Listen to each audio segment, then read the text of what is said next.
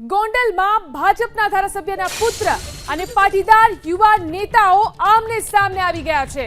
ધારાસભ્યના પુત્ર ગણેશ જાડેજા અને ભાજપના પાટીદાર નેતા અલ્પેશ કથિરિયા વચ્ચે સોશિયલ મીડિયામાં વોર શરૂ થઈ છે। થોડા દિવસ પહેલા ગણેશ ગોંડલે જાહેર સભામાં અલ્પેશ કથિરિયા સહિત પાટીદાર નેતાઓને પડકાર ફેંક્યો હતો। ગણેશ ગોંડલના પડકારને અલ્પેશ કથિરિયાએ ઝીલ્યો છે અને હવે આવતીકાલે અલ્પેશ કથિરિયા ગોંડલ જશે, જેને લઈ સોશિયલ મીડિયામાં અલ્પેશ કથિરિયાએ એક પોસ્ટ શેર કરી છે। અલ્પેશ કથિરિયાની આ પોસ્ટના જવાબમાં ગણેશ જાડેજા અને તેમના સમર્થકોએ પણ પોસ્ટ શેર કરી, જેમાં લખવામાં આવ્યું કે ગોંડલને બદનામ કરનાર અને જાતિવાદી માનસિકતા ધરાવતા લોકોનું સ્વાગત કરવા ગોંડલની 18 વરણની જનતા તૈયાર છે।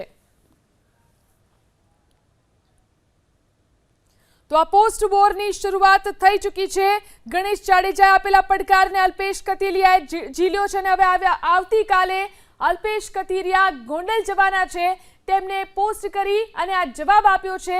તો પોસ્ટ વોર જે રીતે આમને સામને શરૂ થઈ ચૂકી છે, આ તરફ ગણેશ જાડેજાના સમર્થકોએ પણ સોશિયલ મીડિયામાં પોસ્ટનો જવાબ આપ્યો છે। બંનેના સમર્થકોએ સામસામે પોસ્ટ કરી છે અને બંનેના સમર્થકોની આ પોસ્ટ વોર સોશિયલ મીડિયામાં જોવા મળી રહી છે।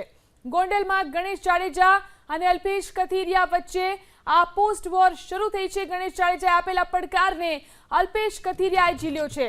27મી એપ્રિલે ગોંડલમાં અલ્પેશ કથિરિયાના સ્વાગતની પોસ્ટનો ગણેશ જાડેજાએ જવાબ આપ્યો।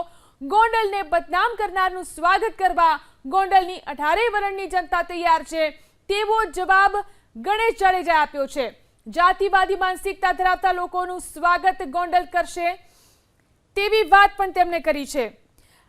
પાટીદાર આગેવાન અલ્પેશ કથિરિયા આપણી સાથે ફોન લાઈનથી જોડાયા છે। અલ્પેશભાઈ, આજે પોસ્ટ વોર સોશિયલ મીડિયામાં ચાલી રહી છે, તેની શરૂઆત કેવી રીતે થઈ અને આવતીકાલે શું આપ ગોંડલ જઈ રહ્યા છો? પોસ્ટ વોરની કોઈ વાત નથી। આ તો ત્યાં સભામાં જે એમણે વાત હતી કે ભાઈ ગોંડલ આવે, અને એક વાત એમણે ખૂબ જબરજસ્તી કરી હતી કે માનું દૂધનું ધાવણ ધાવ્યા હોય તો એ માનું ધાવણ કઈ રીતે કેમ ધાવ્યા છે બતાવવા અમે કાલ આવીએ છીએ।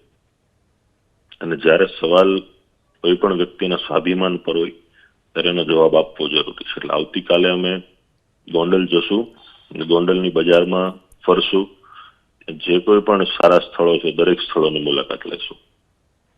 જી આભાર અલ્પેશભાઈ, અમારી સાથે જોડાઈને વાત કરવા માટે। તો જે રીતે અલ્પેશ કથિરિયાએ જણાવ્યું છે, આવતીકાલે તેઓ ગોંડલ જઈ રહ્યા છે અને ગણેશ જાડેજાએ જે કહ્યું હતું તેનો જવાબ તેમણે આપ્યો છે।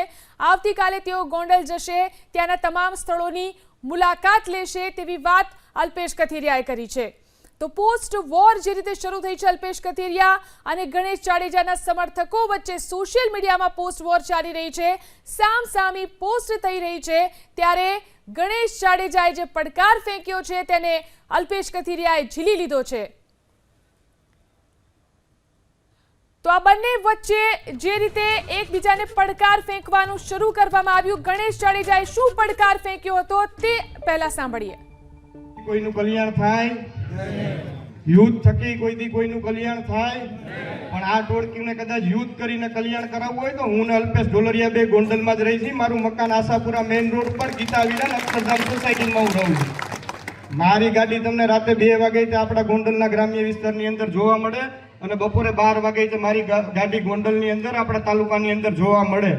માનું ધાવણ ધાવ્યા હોય ને મરદના દીકરા હોય ને તો આડે આવી જાજો એકવાર।